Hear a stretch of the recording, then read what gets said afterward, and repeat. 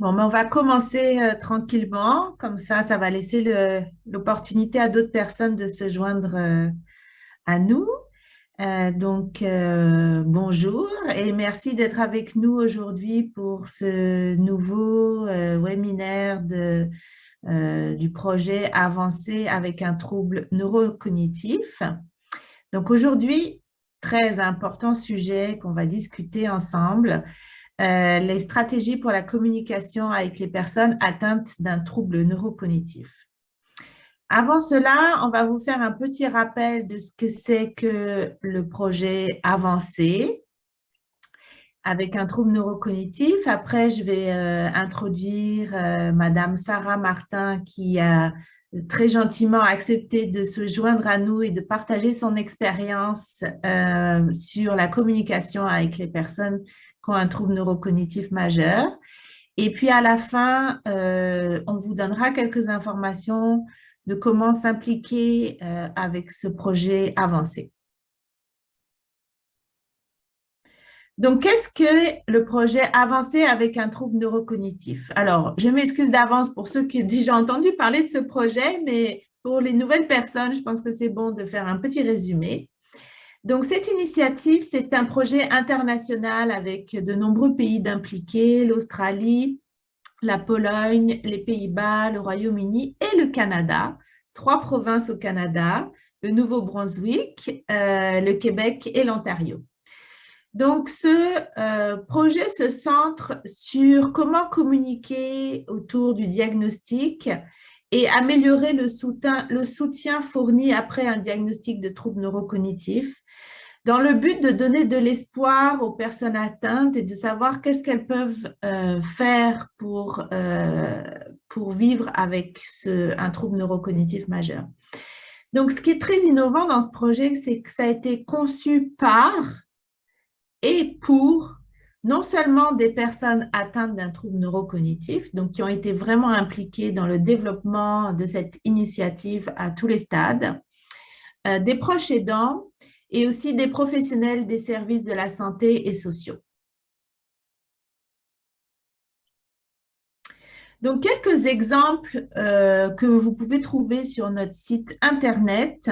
Si vous cherchez Forward Avancé, vous allez tomber rapidement sur notre site Internet.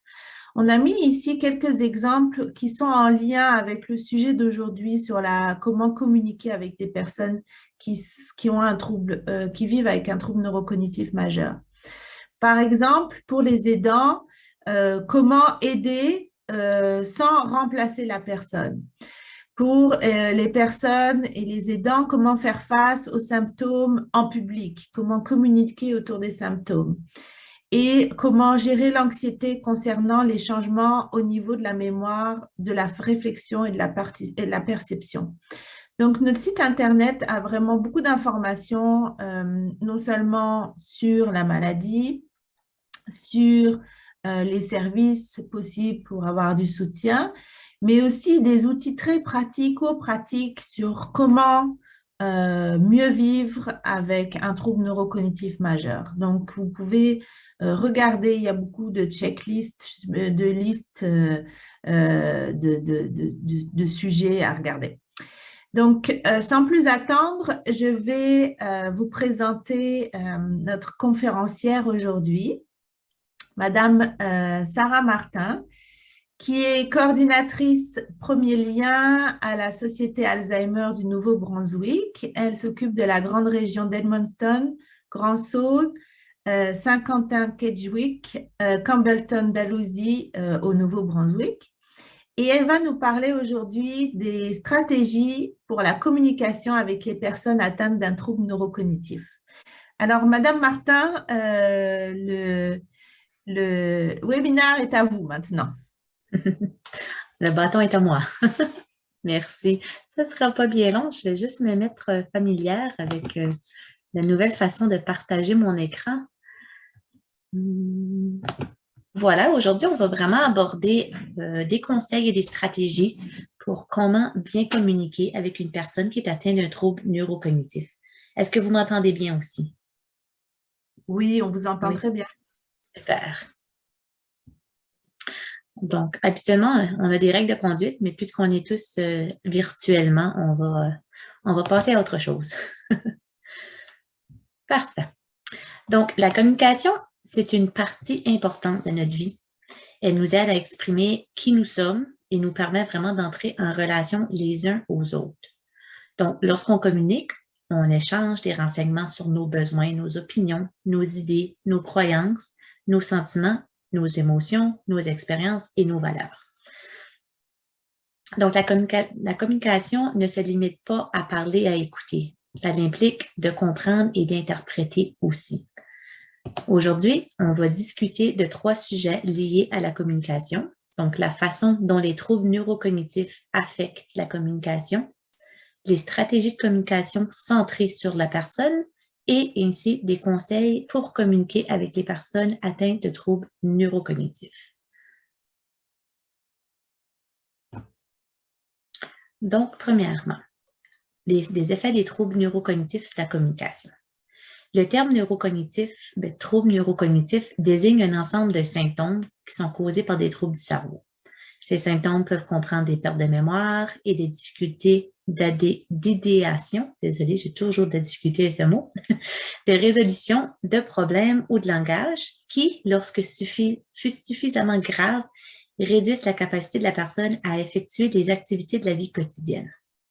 Donc, une personne qui est atteinte peut également présenter des changements d'humeur ou de comportement. Ces symptômes de troubles neurocognitifs sont irréversibles, ce qui signifie que toute perte de capacité ne peut pas revenir. Les troubles neurocognitifs suivent généralement certaines étapes qui entraînent des changements dans la vie de l'individu et de sa famille. Comme la maladie affecte chaque personne de manière différente, les symptômes, l'ordre dans lequel ils apparaissent et la durée de chaque stade peuvent se chevaucher, rendant souvent le passage d'un stade à l'autre assez imperceptible. Donc, je vais juste regarder, j'ai vu qu'on a, OK, peut-être, je pensais que la question était pour moi, mais pour quelqu'un d'autre.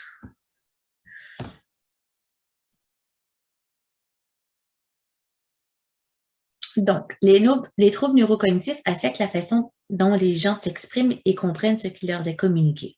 Pour la personne atteinte de troubles neurocognitifs, le maintien de relations peut être un processus complexe, surtout lorsque la communication verbale est affectée. Cela est dû au fait que les troubles neurocognitifs peuvent avoir un effet profond sur les capacités langagières des personnes atteintes. Cette détérioration du langage est connue sous le nom d'aphasie. Donc, les personnes atteintes d'aphasie ont de la difficulté à s'exprimer, à trouver les bons mots, à comprendre le langage parlé, à lire et à écrire.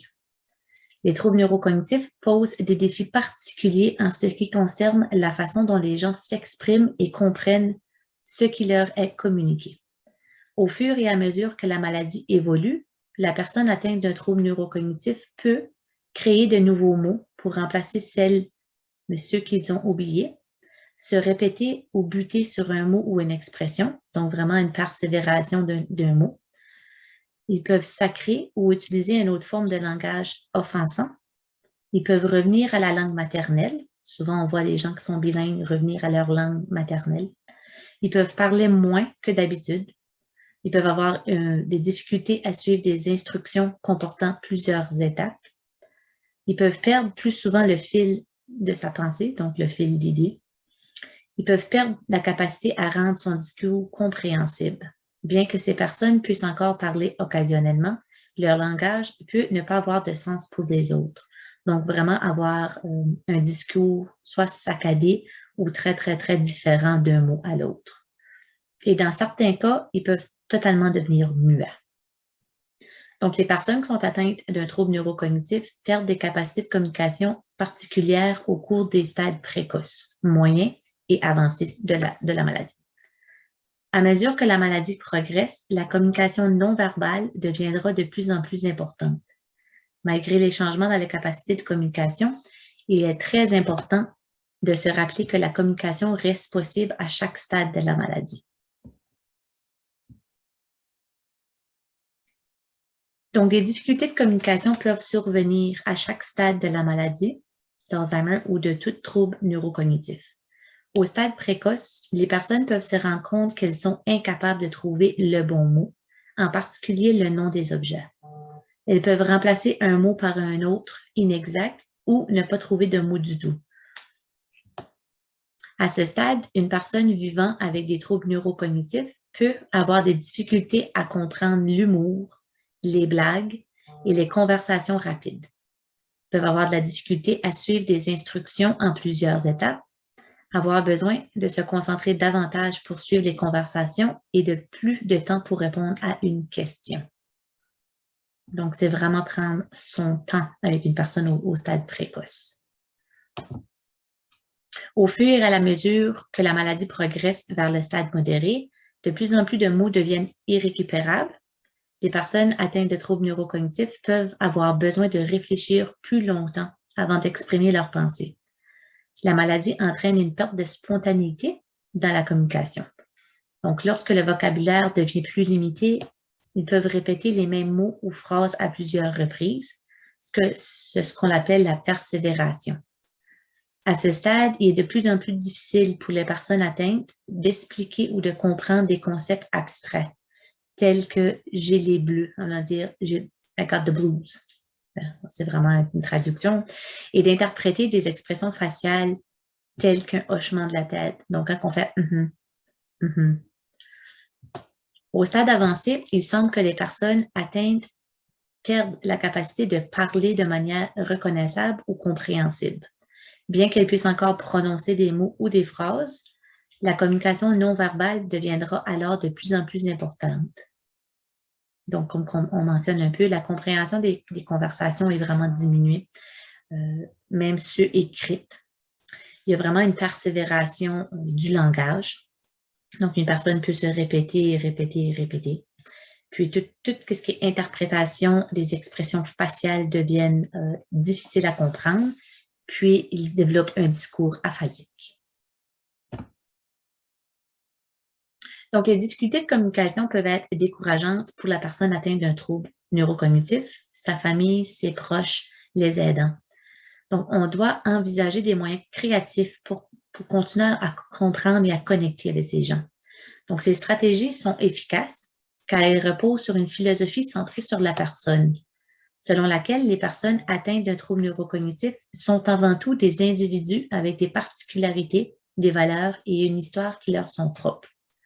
Donc, dans cette partie de la présentation, on va aborder les approches de communication qui sont centrées sur la personne pour ceux atteints des troubles neurocognitifs, la famille et les proches aidants.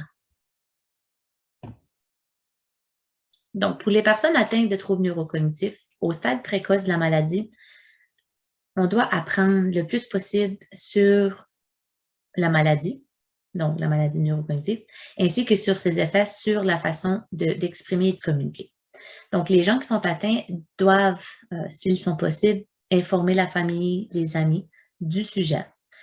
Puis, ils peuvent aussi leur dire comment que les gens aimeraient qu'ils participent dans leur prise de décision.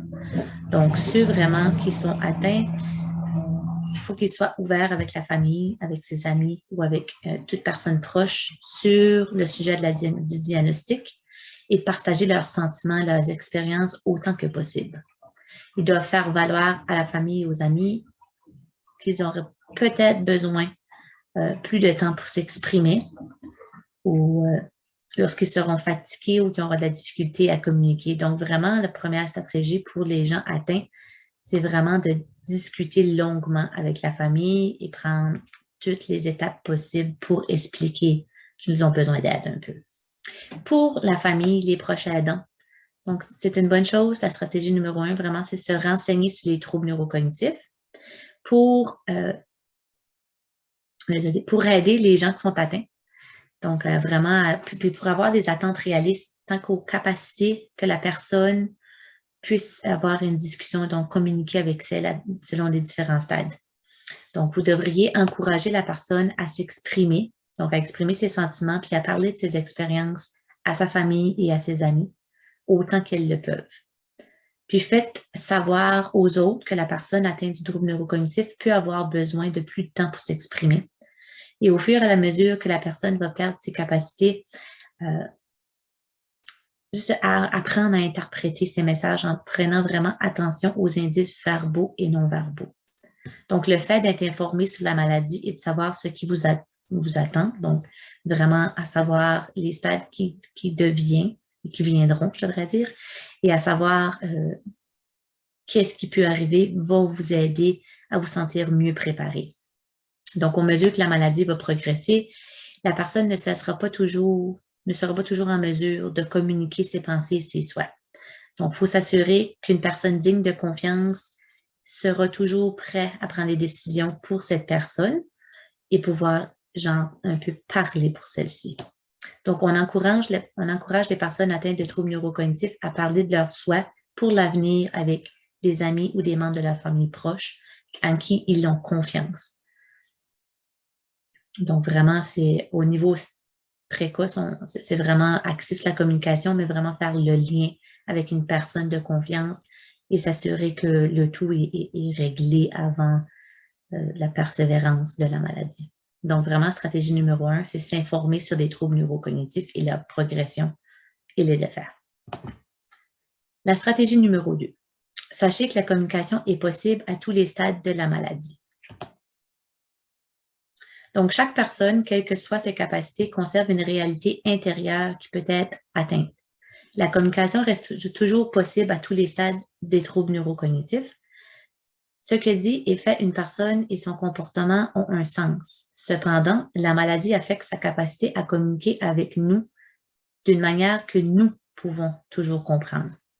Donc, il ne faut jamais perdre la personne en vue. Donc, quelle que soit la manière dont la maladie l'affecte, il est important de traiter avec dignité et respect cette personne-là.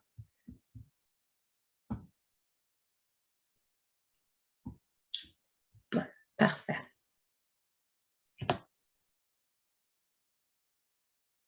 Donc ici, comme on dit dans la stratégie 2, c'est mettre l'accent sur les aptitudes et les capacités de la personne plutôt que sur ses lacunes. Donc, si la maladie affecte certaines des capacités de la personne atteinte, celle-ci ne perd pas pour autant le besoin de compagnie, de motivation et d'appartenance. S'il devient trop difficile de comprendre ce que la personne dit, on doit utiliser ce que vous savez à son sujet et ce que vous croyez qu'elle essaie de communiquer pour interpréter ses paroles. Donc, on devrait songer à aider la personne à trouver d'autres mots d'expression ou des mots ou des modes d'expression comme l'art, la musique ou le jardinage pour maintenir une amélioration à sa communication. Donc ici, c'est une petite mise en scène. Nadia conduit sa mère à une fête de famille. La radio de la voiture est allumée et joue de la musique country. Soudainement, la mère de Nadia commence à taper du poing sur le tableau de bord et à parler d'une voix agitée. Nadia ne comprend pas ce que dit sa mère, car son discours est confus et n'a pas de sens. Nadia prend un moment pour essayer de comprendre ce que sa mère essaie de lui dire.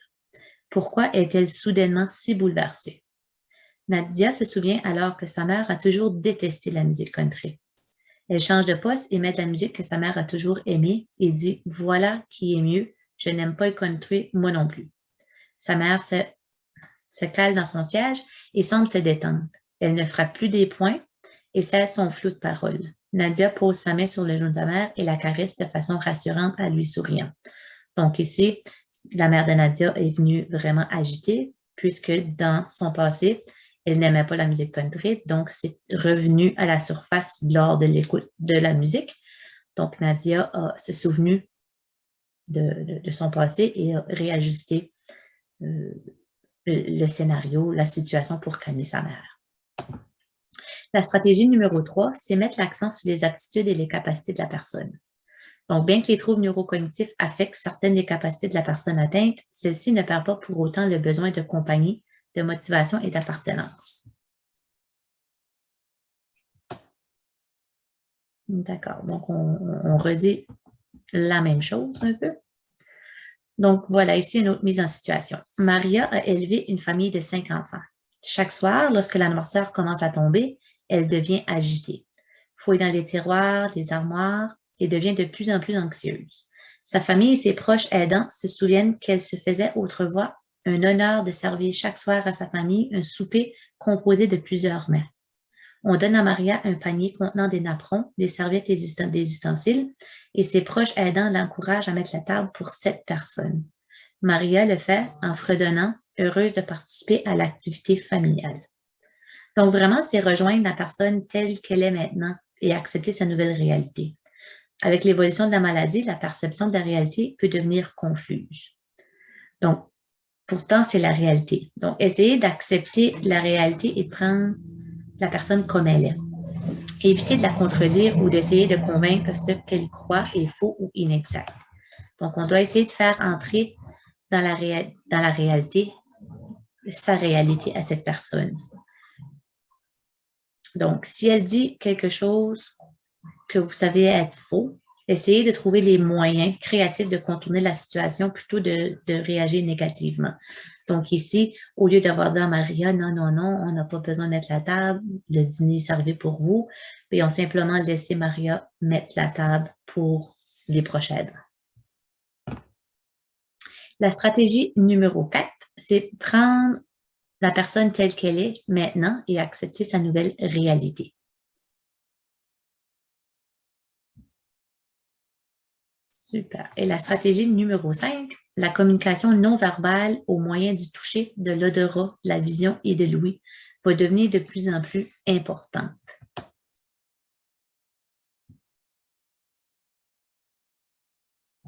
Désolée, je me suis perdue un peu. Donc, j'ai une note spéciale à propos des délires. Donc, vous allez voir, à un moment donné, selon la progression de la maladie, les gens fabulent, font des fabulations ou font des délires. Donc, au fur et à mesure que la maladie progresse, les délires, à savoir vraiment des croyances paranoïaques là, ou des fausses accusations peuvent se manifester. C'est quelque chose qui est très fréquent chez les gens qui sont atteints de troubles neurocognitifs. Puis, eux, l'exemple le plus abondant qu'on entend parler, c'est que ces gens-là, souvent, croient que leur nourriture est empoisonnée. Donc, ils pensent que soit que la nourriture est empoisonnée, leurs effets personnels ont été volés ou que quelqu'un leur en veut. Donc, puis souvent, ils vont aussi peut-être parler que quelqu'un qui les espionne ou c'est ça, quelqu'un leur en veut leur faire du mal. Ces soupçons-là ou ces accusations peuvent être dus à une mémoire défaillante de la personne ou à des difficultés à comprendre ce qui se passe autour d'elle. Donc, bien que ces accusations peuvent être blessantes, il ne faut pas oublier que c'est le résultat de la maladie. Donc, il est important de ne pas argumenter avec la personne souffrante de troubles neurocognitifs ou d'essayer de la convaincre que sa perception est fausse. Donc, vraiment, c'est peu importe qui a raison, c'est ce qui est important, c'est vraiment le sentiment de la personne soit respecté et compris. Donc, les délires peuvent également être causés par un problème médical, comme une infection des voies urinaires. Si la personne souffre de délire, il est important que le médecin soit consulté, ça c'est certain. Donc, la partie la plus pertinente, c'est vraiment les conseils pour communiquer. Donc, bien communiquer avec une personne atteinte de troubles neurocognitifs n'est pas une compétence qui s'acquiert du jour au lendemain. Il faut de la patience et de la pratique. Il ne faut pas oublier non plus de créer un lien avec la personne et non de la corriger. Donc, la communication peut se faire de plusieurs façons, notamment par la communication verbale, les mots, ce que nous utilisons. Donc, il y a 7% qui se fait de façon verbale. Il y a aussi la communication non verbale, tout ce qui est langage corporel, l'expression du visage, la posture, les gestes. Donc, 55% de la communication se fait de façon non verbale. Puis, on a aussi la communication paraverbale, donc le ton, le rythme et le volume de notre voix. Donc, 38% de la communication est enregistrée de façon paraverbale par les personnes atteintes d'un trouble neurocognitif. Donc, la communication non verbale étant très importante, est un langage corporel négatif, désolé, peut être facilement remarqué par l'autre qui peut le ressentir comme un manque de respect. Donc, vous allez constater peut-être que certains jours sont meilleurs que d'autres lorsqu'il s'agit de communiquer avec une personne souffrant de troubles neurocognitifs. Comme je vous disais, de nombreux facteurs peuvent y contribuer à ces journées qui sont bons et pas bons, tels que la qualité du sommeil, le niveau de stress et même les médicaments que la personne consomme. Donc, vraiment, une communication respectueuse, attentive et soutenue, ça reste la clé des relations positives. Donc, avant de parler, il faudrait réduire les sources de distraction autour de nous. Par exemple, il faudrait abaisser le volume de la télévision ou de la radio. Avant d'engager la conversation comme telle, c'est toujours bon de se présenter à la personne. On tente d'oublier de se présenter puisqu'on se dit, ah, ben, la personne a s'est choquée, c'est ma mère, ou ça fait 3 mois qu'elle est au centre, elle est au foyer. Mais des fois, les gens oublient. Donc, toujours se présenter à la personne, préciser notre nom et le rapport que vous avez avec elle. Comme nous l'avons déjà mentionné, il peut être difficile pour les personnes atteintes de troubles neurocognitifs de suivre des conversations dans des groupes. Donc, vraiment, peut-être diminuer le nombre de personnes à l'intérieur du groupe lorsqu'on veut discuter avec la personne. Et faire souvent des conversations un à un. Puis faire face à la personne, donc ne pas discuter avec la personne de façon le dos tourné ou en faisant quelque chose d'autre. Donc, vraiment avoir le lien avec la personne. Donc, vraiment un contact visuel, ce qui va aider à attirer son attention et à garder son attention. Et de même, il ne faut pas oublier de tenir compte des problèmes de vision ou d'audition de la personne. Donc, vraiment s'assurer que la personne porte son appareil auditif et qu'il est fonctionnel, ou si elle a besoin de lunettes, que ses lunettes soient propres. Donc, comme on dit aussi avant de parler, c'est s'exprimer, trouver les bons mots, comprendre le langage parlé et lire et écrire. Comment parler? Donc, approchez-vous suffisamment de la personne pour qu'elle puisse voir vos expressions faciales et vos gestes. Restez calme et parlez sur un ton détendu pour la mettre à l'aise. Évitez les mouvements brusques ou précipités. Au lieu de critiquer et de corriger, ignorez les échecs et rappelez-vous d'être compatissant, positif et encourageant. Parlez clairement à un rythme un peu plus lent et utilisez des phrases courtes et simples. Posez des questions fermées auxquelles on peut répondre par un simple oui ou non. Évitez d'utiliser des expressions comme « il pleut des cordes » ou « il est l'heure de rentrer au barcail » qui peuvent créer à confusion. Donc, ils peuvent prêter à confusion vraiment.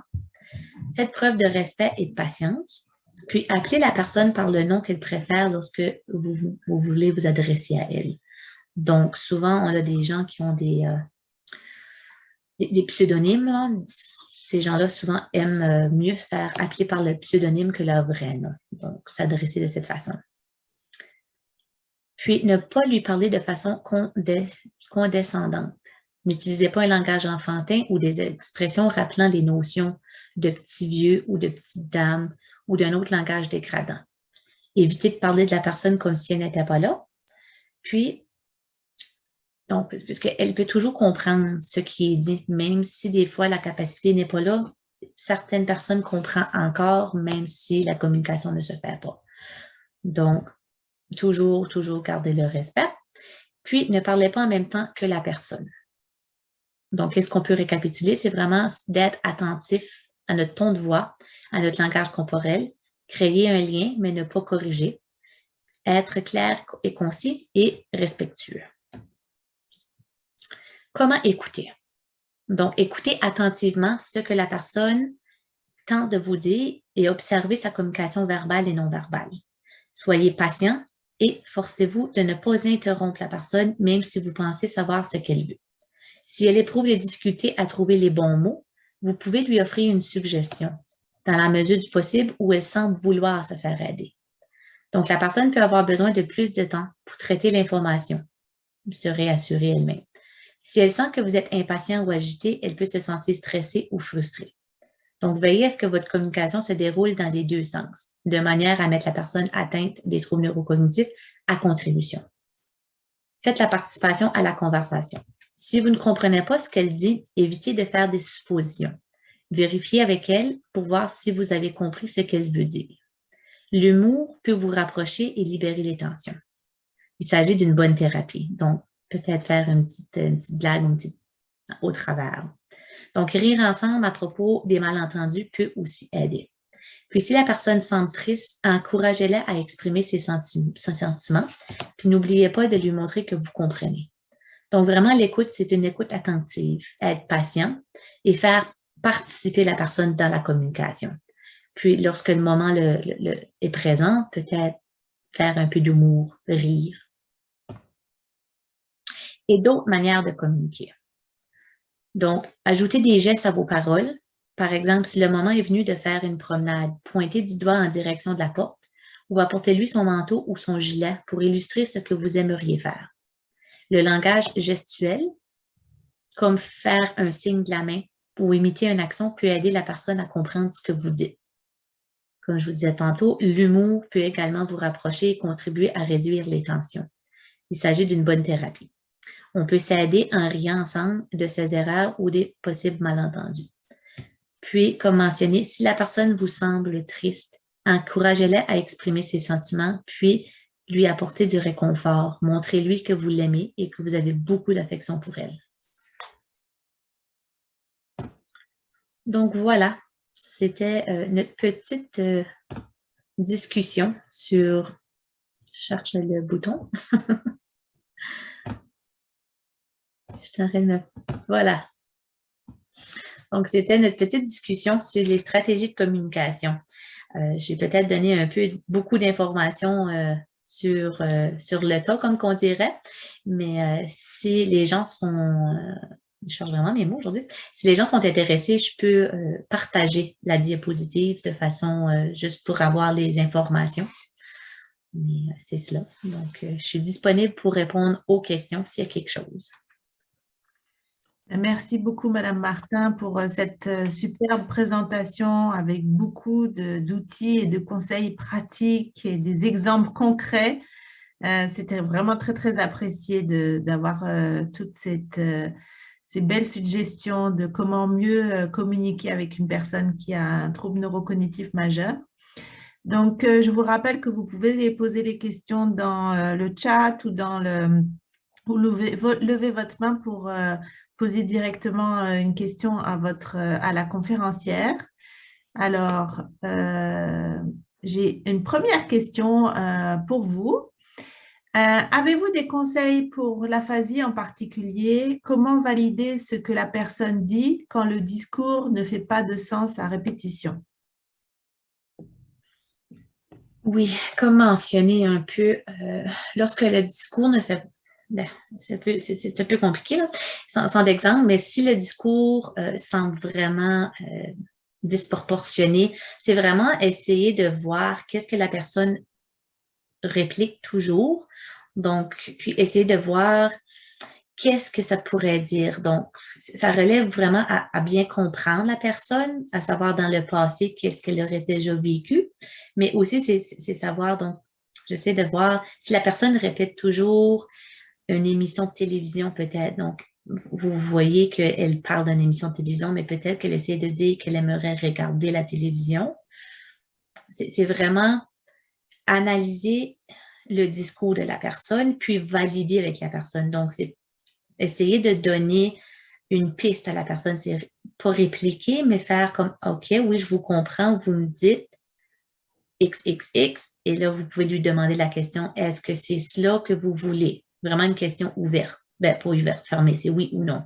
Donc, éventuellement, vous allez pouvoir voir qu'est-ce que la personne tente de vous dire. Mais j'avoue que c'est pas toujours évident. Donc, la personne peut vous répéter sans cesse quelque chose puisqu'elle veut faire une activité ou qu'il y a quelque chose qui la dérange. Donc, c'est vraiment de tenter d'assimiler les mots et de lui poser la question pour finir de trouver la réponse clé. Mais on parle de peut-être, ça peut prendre du temps des fois. Des fois, on peut passer 15 minutes avec une personne pour élucider qu'est-ce que la personne veut, puis des fois, par le temps qu'on le trouve, la personne ne veut plus faire ça.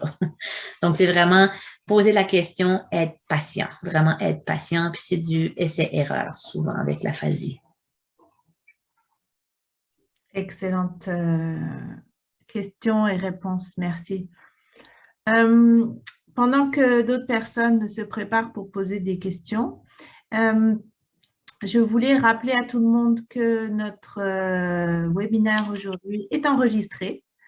Donc, comme il y avait beaucoup d'informations, c'était très riche, vous pourrez toujours regarder à nouveau sur notre site internet Forward Avancé avec un trouble neurocognitif majeur. Donc, j'aurais une question en attendant que d'autres personnes se mobilisent. Est-ce que vous avez des exemples de comment on peut essayer d'accepter la réalité d'une personne atteinte? Je sais que c'est une situation complexe. Par exemple, si on est un professionnel de la santé ou des services sociaux, puis qu'on on connaît pas forcément bien la personne, puis on rentre chez elle pour la première fois, puis comment quels conseils vous donneriez pour comprendre vraiment la réalité de cette personne-là? Tout dépend si la personne atteinte a quelqu'un avec elle, donc un aide, c'est poser des questions à cette personne. Vous pouvez, tout dépendant du stade aussi du trouble neurocognitif, là, premièrement, je dirais peut-être d'avoir une discussion avec la personne atteinte pour juste une discussion large et libérale sur sa vie en général. Donc, des fois, c'est juste rapporter cette personne dans le passé. Mais on s'entend que passer le stade précoce, c'est très, très, très difficile d'avoir des notions du passé. Donc là, je dirais de discuter avec la personne, le prochain aidant ou la famille.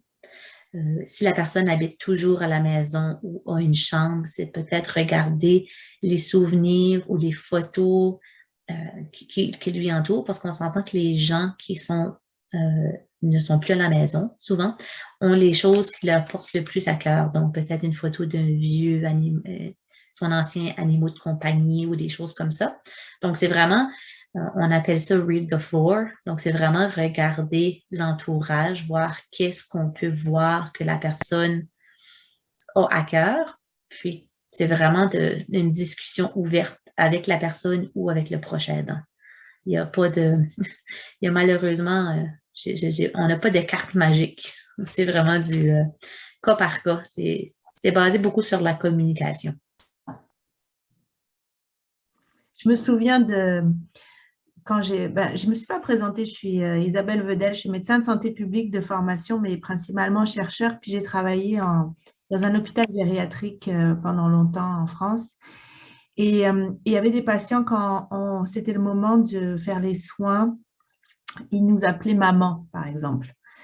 Et une stratégie qu'on m'avait donnée à l'époque, c'était de ne pas contredire, pas dire, ben non, je ne suis pas votre maman, mais de transformer, de valider l'émotion et de le transformer en disant, oh, vous aimiez beaucoup votre maman. Donc, on reconnaît l'émotion, on reconnaît mais on ne contredit pas. Mais on ne dit pas, oui, je suis votre maman non plus. On ne rentre pas non plus dans le jeu, mais essayer de retourner comme ça, valider l'émotion, mais sans contredire. Et c'était assez payant comme stratégie. Personnellement, je voulais juste vous raconter cette petite anecdote-là. Oui, puis vous avez raison aussi. Comme on dit, c'est ne pas contredire, mais ne pas non plus accepter ouvertement leur réalité, mais c'est vraiment un jeu de mots. Donc, c'est simplement pas jouer le jeu, mais c'est simplement aller avec ce que la personne ressent. Donc, vraiment, c'est... oui, j'avoue.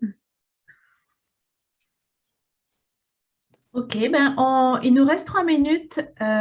Merci encore de cette superbe présentation et discussion. Je voulais juste, à moins qu'il y ait une autre question qui arrive, vous montrer un petit peu comment vous pouvez participer à cette initiative internationale.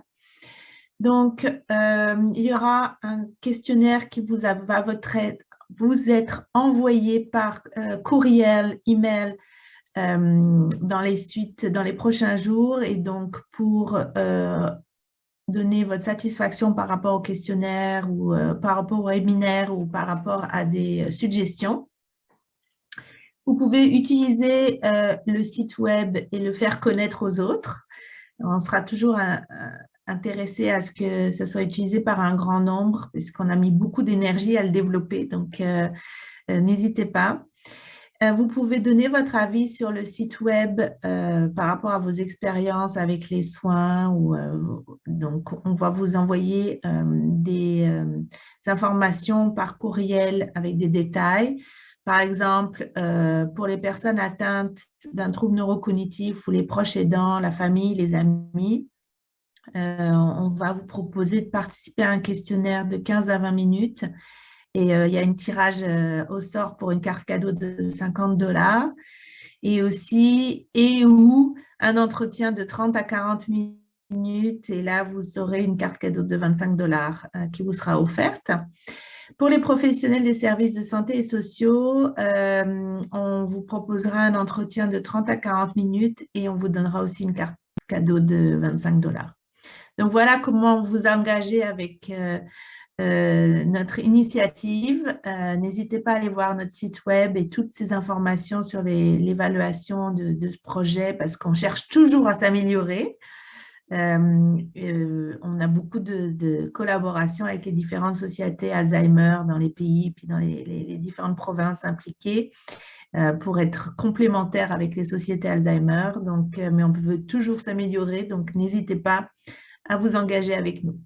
Mais sur ce, merci encore, Madame Martin, pour cette conférence qui a été enregistrée, qui sera disponible sur notre site Internet. Bonne journée, bonne soirée, bon après-midi à tout le monde. Au revoir.